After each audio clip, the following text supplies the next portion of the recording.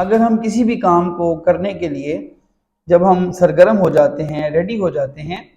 تو پھر اس کام کے ساتھ محبت اور اس کے لیے محنت ہمیں کامیاب شک جو ہے وہ ابلیس کا ایک مزائل ہے جو ہمارے ایمان کے جہاز کو برباد کر دیتا ہے۔ شک جو ہے وہ انسان کے ایمان کے خلاف۔ یسوع مسیح کے بابرکت اور زندہ جلالی نام میں آپ سب کو اسلام۔ عزیز بہنوں اور بھائیوں، میں ایک بار پھر ایک نئے مضمون کے ساتھ آپ کے سامنے حاضر ہوں، اور میرا آج کا مضمون ہے شک یا ایمان۔ میں کامیاب ہونے کے لیے، ترقی کرنے کے لیے، ترقی کی منازل کو چھونے کے لیے انسان کو دو چیزوں کی ضرورت ہوتی ہے: کسی بھی کام کے ساتھ اس کی محبت، اور دوسرا اس کے لیے محنت۔ اگر ہم کسی بھی کام کو کرنے کے لیے جب ہم سرگرم ہو جاتے ہیں، ریڈی ہو جاتے ہیں، تو پھر اس کام کے ساتھ محبت اور اس کے لیے محنت ہمیں کامیاب کر دیتی ہے۔ لیکن ابلیس جو ہے، دشمن ابلیس، جس کا مطلب ہے الزام لگانے والا، ابلیس، شک جو ہے وہ ابلیس کا ایک مزائل ہے جو ہمارے ایمان کے جہاز کو برباد کر دیتا ہے، اور ابلیس ہماری محبت اور محنت کی جڑیں جو ہمارے دل کے اندر ہوتی ہیں ان کو کاٹنے کے لیے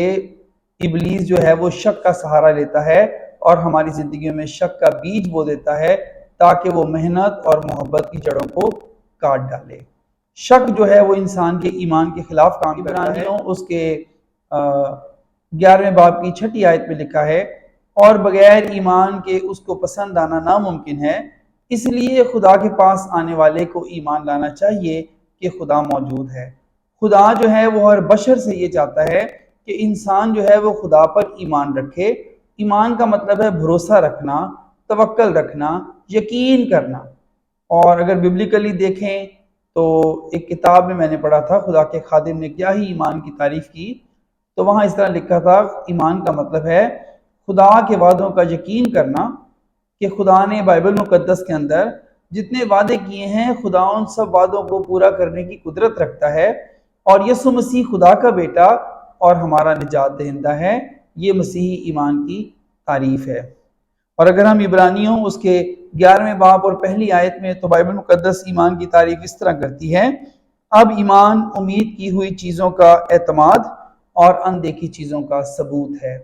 عبرانیوں اس کے 11ویں باب 10ویں باب کی 38ویں آیت میں لکھا ہے، خداوند کے کلام میں، میرا راست باز بندہ ایمان ہی سے جیتا رہے گا، اور اگر وہ اسے ہٹے گا تو میرا دل اسے خوش نہ ہوگا۔ دشمن ابلیس کیا کرتا ہے؟ وہ شک کے مزائل کو استعمال کر کے ہمارے ایمان کے جہاز کو برباد کرتا ہے، اور ہماری محنت اور محبت کی جڑوں کو کاٹ دیتا ہے، اور ہمیں خدا کے حضور ناپسندیدہ بنا دیتا ہے۔ یاد رکھیے، آپ اور میں، اگر ہمارے اندر خدا تعالیٰ پر بھروسہ ختم ہو جاتا ہے، توکل ختم ہو جاتا ہے، تو پھر ہم خداوند خدا کے دشمن بن جائیں گے، ہم خداوند خدا کے نافرمان بن جائیں گے، ہم خداوند خدا کے ناپسندیدہ بن جائیں گے۔ تو ابلیس جو ہے وہ شک کا سہارا لے کر کوشش کرتا ہے کہ ہم خداوند کے حضور ناپسندیدہ ٹھہریں، کیونکہ میں نے پہلے ہی آپ کو عبرانیوں 11 کی 6 آیت، اس کے لیے میں نے آپ کے لیے عبرانیوں اس کے 10 باب کی 38ویں آیت، میرا راست باز بندہ ایمان سے جیتا رہے گا، اور اگر اس سے ہٹے گا تو میرا دل اس سے خوش نہ ہوگا۔ پھر میں نے عبرانیوں 11 کی 6 آیت پڑھی تھی، ہم پڑھ لیتے ہیں۔ عبرانیوں اس کے 11ویں باب کی 6 آیت پڑھ لیتے ہیں۔ یہاں پر اس طرح لکھا ہے، بغیر ایمان کے اس کو پسند آنا ناممکن ہے، اس لیے خدا کے پاس آنے والے کو ایمان لانا چاہیے کہ وہ موجود ہے۔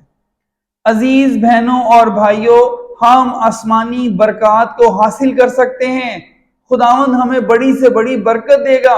اگر ہم خداوند خدا پر ایمان رکھیں گے، بھروسہ رکھیں گے، یقین کریں گے۔ ہمارا بھروسہ اور توکل خداوند پر بڑھ جائے گا، اور ہم خداوند خدا سے سب کچھ لینے والے ہوں گے۔ ایمان کے وسیلہ سے انسان اپنے خدا کو خوش کر سکتا ہے اور اپنے خداوند خدا سے سب کچھ لے سکتا ہے، لیکن شک کے باعث انسان اپنی ساری برکتوں کو کھو دیتا ہے، بلکہ اس کے الٹ وہ اپنی زندگی میں لعنت کو کما لیتا ہے، کیونکہ خدا بے ایمان لوگوں کو پسند نہیں کرتا۔ عزیز بہنوں اور بھائیوں، شک ایک ایسی چیز ہے، میں نے پہلے بھی کہا کہ شک کے باعث ابلیس ہمارے اندر محنت اور محبت کی جڑوں کو کاٹ دیتا ہے۔ جب شک انسان کے دل کو اور دماغ کو کنٹرول کر لیتا ہے، تو انسان خدا کی بجائے لفظ میں کو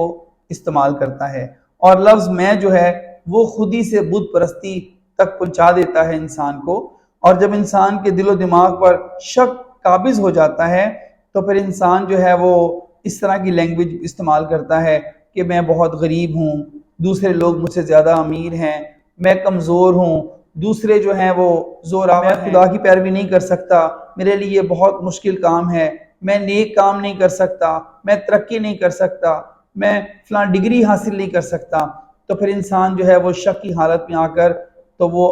صرف اپنے آپ کو دیکھتا ہے اور اپنے خدا کو نہیں دیکھتا۔ تو سب سے پہلے تو انسان جو ہے وہ اپنے اوپر شک کرتا ہے، اپنے خدا پر شک کرتا ہے، اور پھر وہ اپنی خدا کی بجائے اپنی میں متی 17 باب کی 20ویں آیت میں خدا یسوع مسیح نے کہا کہ اگر تمہارے اندر رائی کے دانے کے برابر بھی ایمان ہوگا تو تم اس پہاڑ کو کہو گے تو یہ سرک کر وہاں چلا جائے گا، یعنی ہر مشکل تمہارے لیے آسان ہو جائے گی اگر تمہارے اندر ایمان ہوگا۔ تو اگر ہم خدا پر بھروسہ کریں اور خدا پر ایمان رکھیں تو پھر ہم ہر ایک آزمائش پر غالب آ سکتے ہیں۔ تو جب شک انسان کو کنٹرول کر لیتا ہے تو سب سے پہلے انسان اپنے لیے اپنی میں کا لفظ استعمال کرتا ہے، اس کی زبان سے، اس کی سوچوں خیالوں سے خدا کی قدرت کا اقرار ختم ہو جاتا ہے۔ دوسری بات یہ ہے کہ جب انسان شک میں چلا جاتا ہے تو پھر وہ دوسروں کے بارے میں بھی شک کرتا ہے، ان کے بارے میں عیب جوئی کرتا ہے اور ان کو برا بھلا کہتا ہے۔ یہ عیب جوئی جو ہے یہ ایک شک کی ساری علامت ہے کہ انسان جب دوسروں کے بارے میں شک و شبہات میں پڑا رہتا ہے، ان کو جج کرتا ہے تو پھر ان کی عیب جوئی کرتا ہے۔ پہلے انسان جو ہے وہ اپنے اوپر اپنی میں کو استعمال کرتا ہے، خدا کو چھوڑ دیتا ہے، اپنے بارے میں شک کرتا ہے، اپنے خدا کے اوپر شک کرتا ہے، اور پھر دوسری بات یہ ہے کہ وہ دوسروں کے بارے میں عیب جوئی کرتا ہے،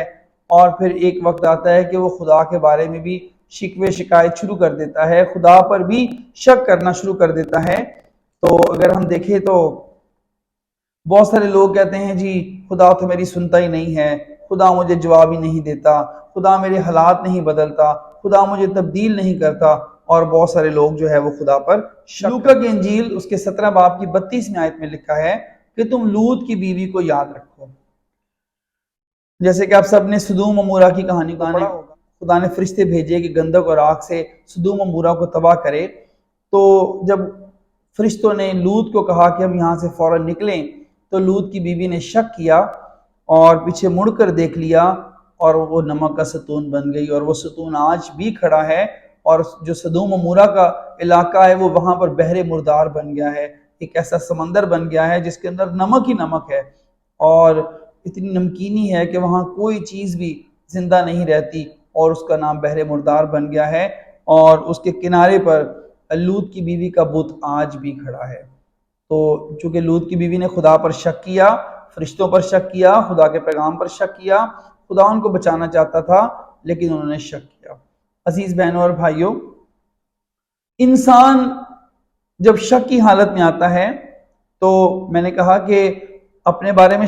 اپنے خدا کے بارے میں شک کرتا ہے، اور خدا کی بجائے اپنا لفظ اپنی میں استعمال کرتا ہے، خدا کو دیکھنے کی بجائے اپنے آپ کو دیکھتا ہے، اپنے وسائل کو دیکھتا ہے، اور پھر وہ دوسروں کے بارے میں عیب جوئی کرتا ہے، اور اس کے بعد پھر وہ خدا کی ذات کے بارے میں بھی شک کرتا ہے اور خدا کے خلاف بولتا ہے۔ اگر میں آپ کے سامنے عبرانیوں اس کا 3 باب اس کی 12ویں اور 15ویں آیات پڑھتا ہوں، آپ دیکھیے کہ عبرانیوں کا مصنف کیا فرماتا ہے۔ جی عبرانیوں اس کا 3 باب اور 3 باب کی 12ویں اور 13ویں آیات میں پڑھتا ہوں۔ یہاں لکھا ہے، عبرانیوں کا مصنف اس طرح لکھتا ہے، اے بھائیو خبردار رہو۔ جی عبرانیوں 3 باب اس کی 12ویں اور 13ویں آیات میں عبرانیوں کا مصنف اس طرح لکھتا ہے، اے بھائیو خبردار، تم میں سے کسی کا ایسا برا اور بے ایمان دل نہ ہو جو زندہ خدا سے پھر جائے، بلکہ جس روز تک آج کا دن کہا جاتا ہے ہر روز آپس میں نصیحت کرو تاکہ تم میں سے کوئی گناہ کے فریب میں آ کے سخت دل نہ ہو جائے۔ عزیز بہنوں اور بھائیوں، جب ہم خداوند کے کلام سے دور چلے جاتے ہیں تو پھر ہم شک کی حالت میں بڑھ چلے جاتے ہیں۔ انسان کا ایمان جو ہے وہ خدا کے کلام کے وسیلہ سے پیدا ہوتا ہے، اور مسیح کے کلام کے وسیلہ سے ہی انسان کا ایمان جو ہے وہ بڑھتا ہے، اور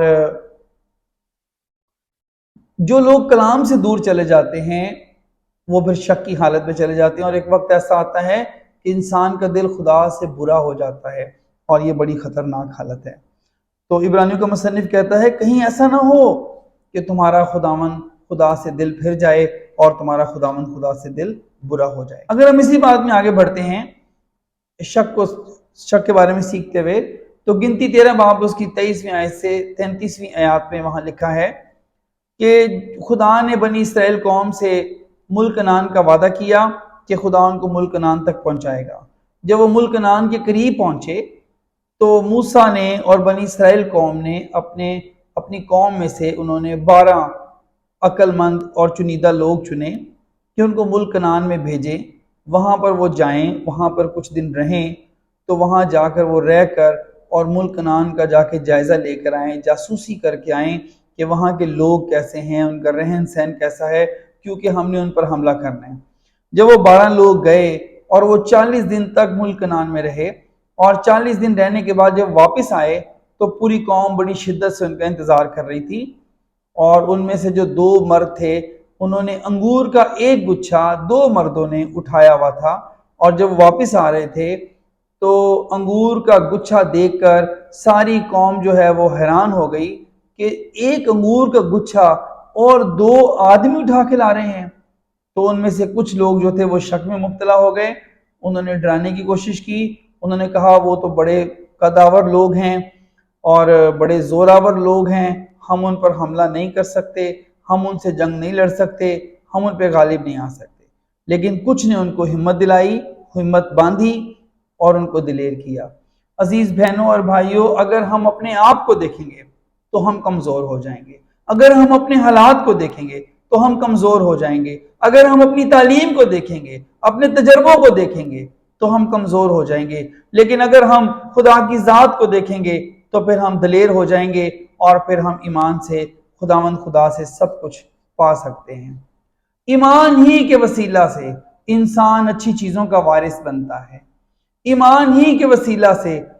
انسان کے آگے جو پہاڑ ہیں وہ پتھر بن جاتے ہیں، اور شک سے تو انسان لعنت حاصل کر لیتا ہے، اور ایمان سے پہاڑوں کو بھی پتھر بنا دیتا ہے۔ ایمان ہی کے وسیلہ سے انسان شفا پاتا ہے۔ تو ہمیں چاہیے کہ ہم شک کا پیچھا کریں اور شک پر غالب آئیں کلام کے وسیلہ سے، ایمان کے وسیلہ سے، اور اس کے باعث ہم خداوند اپنے خدا کو خوش کرنے والے بنیں گے۔ خداوند آپ کا کلام کے وسیلہ سے برکت دے۔